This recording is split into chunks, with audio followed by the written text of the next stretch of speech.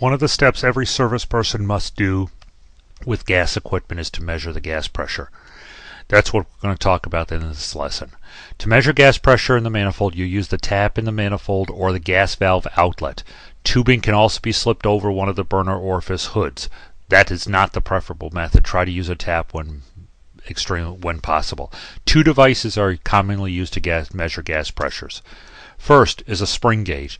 It's a Bourdon tube gauge, and it's the most common type of spring gauge. They have hollow metal tube that is formed in a curve or arc.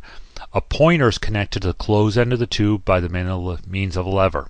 When the pressure is applied through the open end of the tube, it tends to straighten out. As it straightens out, it moves the pointer around a dial and shows the pressure reading. Spring gauges are subject to mechanical damage and must be handled with care. They also need to be checked for accuracy on occasion and sometimes adjusted. The pressure gauge is connected to the manifold control. Then the pressure is then indicated directly on the dial. Depending on the pressure gauge, the reading may be expressed in PSI, which is pounds per square inch, or in inches of water column. The second way gas pressure is measured is with the U-Tube Manometer.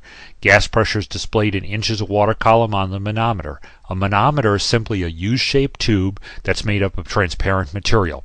Both legs of the manometer are filled about halfway up with tap water.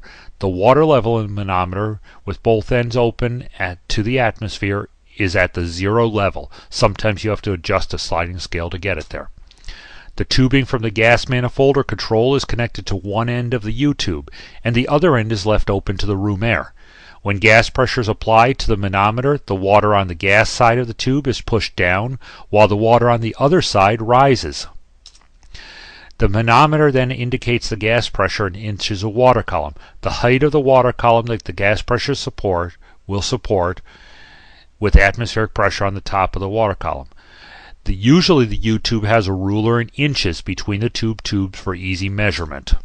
The scale readings extend both above and below the 0 points. The pressure reading is obtained by adding the height of the water column above the 0 point to the distance of the water column below the 0 point. You must initially line up the water level in the two legs of the manometer with the 0 on the scale, with both ends open into the atmosphere. There are newer manometers that are electronic or gauges. These are replacing the U-tubes on most service trucks. Studies have shown that if taken care of properly, these will serve the same purpose. However, the U-tube is still the most accurate measurement device. This is an example of a U-tube manometer connected to a gas valve. You'll notice that the water is at 1.75 above the 0 and 1.75 below the 0. Add the two numbers together, so you have 1.75 plus 1.75. It equals 3.5. Make sure you drop the signs. You don't want a negative sign in there. The gauges, again, come in kits. This one is for Ritchie, for example, that do the same thing as the U-tube without having to worry about a liquid. Unfortunately, these tend to get out of adjustment after a while, and they are not always as accurate. So if you have any questions, find someone with a U-tube manometer and recheck your gas supply.